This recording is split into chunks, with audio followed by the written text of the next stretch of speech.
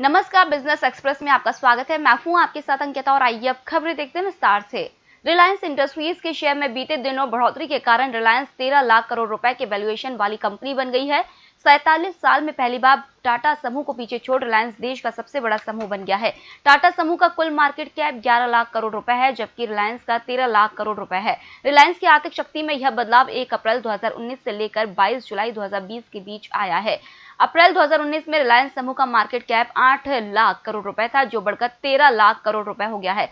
विशेषज्ञों का कहना है कि टाटा समूह परंपरागत और रिलायंस भविष्य की योजनाओं पर काम कर रहा है, इसलिए यह अंतर आया है।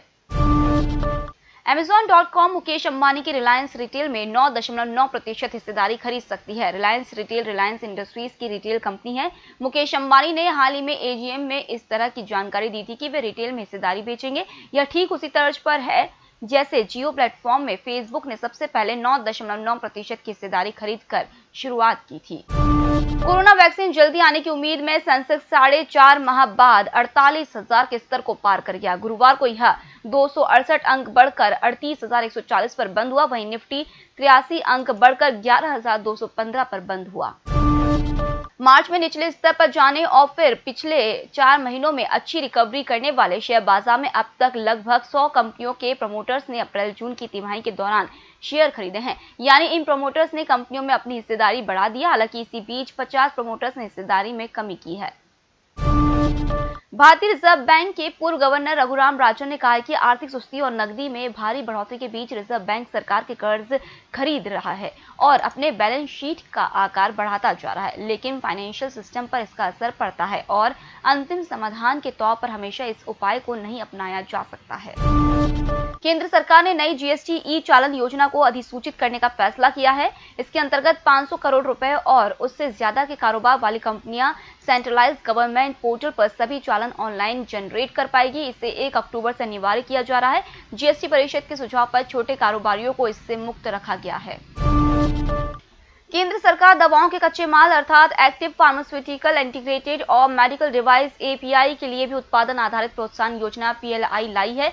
इस योजना के अंतर्गत 53 तरह के एपीआई और 50 सेगमेंट के मेडिकल उपकरणों के उत्पादन पर 20% तक नगद प्रोत्साहन दिया जाएगा। अभी इन एपीआई के लिए देश मुख्यतः चीन से आयात पर निर्भर है। इससे चीन पर निर्भरता घटेगी। दुनिया में सर्वाधिक पाम ऑयल उत्पादित करने वाले इंडोनेशिया में बाढ़ से फसलों को नुकसान होने के कारण इस माह तेल का भंडारण 16 महीने के निचले स्तर पर चला जाएगा। इससे भारत में तेल महंगा हो सकता है। मलेशिया के बुर्सा डेरिवेटिव्स में पाम ऑयल की कीमत 1.6% बढ़ी है। इससे वायदा बाजार में तेल 17% महंगा हुआ है। ई कॉमर्स कंपनी फ्लिपकार्ट ने अपनी पेरेंट कंपनी वॉलमार्ट के भारतीय होलसेल बिजनेस को खरीद लिया है। कंपनी अगस्त माह में फ्लिपकार्ट होलसेल लॉन्च करेगी। इससे देश के 48 लाख करोड़ रुपए की किराना रिटेल मार्केट में कंपनी दाखिल हो सकेगी। इससे पहले वॉलमार्ट ने फ्लिपकार्ट में वर्ष 2018 में 1 लाख करोड़ रुपए निवेश कर उसकी 77% नियंत्रक हिस्सेदारी खरीद ली थी। भारत के माइक्रो फाइनेंस उद्योग में वर्ष 2019-20 में सालाना 23% की वृद्धि दर्ज की गई है। अब इस क्षेत्र का सकल ऋण पोर्टफोलियो 232,000 करोड़ रुपए तक पहुंच गया है। माइक्रो फाइनेंस ने वित्तीय वर्ष 2019-20 की चौथी तिमाही में पिछली तिमाही के मुकाबले 3.5% वृद्धि के साथ 65,610 करोड़ रुपए वितरित किए।